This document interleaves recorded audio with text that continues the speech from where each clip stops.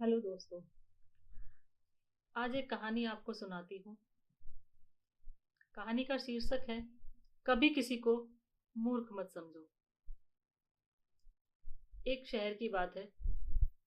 दो दोस्त थे, एक मोहन एक सोहन। दोनों बहुत अच्छे दोस्त थे। जो मोहन था वो थोड़ा चालाकी और थोड़ा सा घमंडी टाइप का इंसान था। उसका स्वभाव थोड़ा घमंडी था।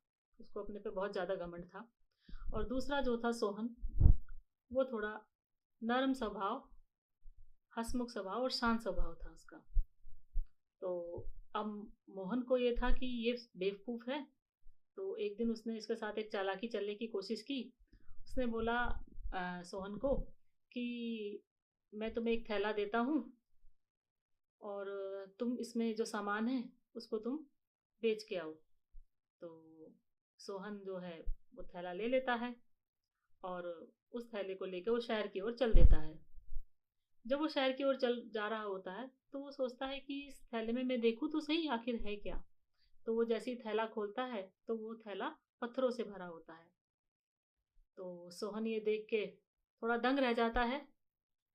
लेकिन वो क्या करता है कि वो अपनी समझदारी का इस्तेमाल करते हुए उन्हीं पत्थरों को शहर में कीमती पत्थर बताकर बेच देता है एक अच्छे मुनाफे के साथ। और फिर वो वापस आ जाता है अपने गांव। अब उसको मोहन मिलता है। मोहन कहता है और सोहन कैसा रहा। तो सोहन कहता है बहुत अच्छा रहा, बहुत अच्छे मुनाफा मुझे मिला।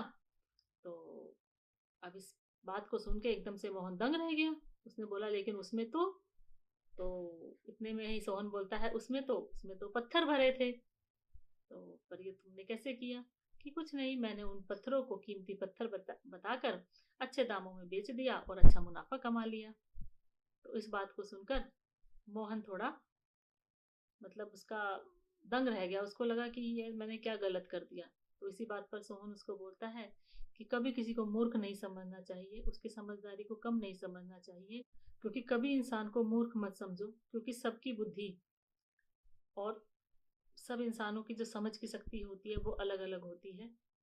तो कभी किसी को नज़रअंदाज ना करें और सबका सहयोग करें। ये कहानी मैं यही ख़त्म करती हूँ। धन्यवाद।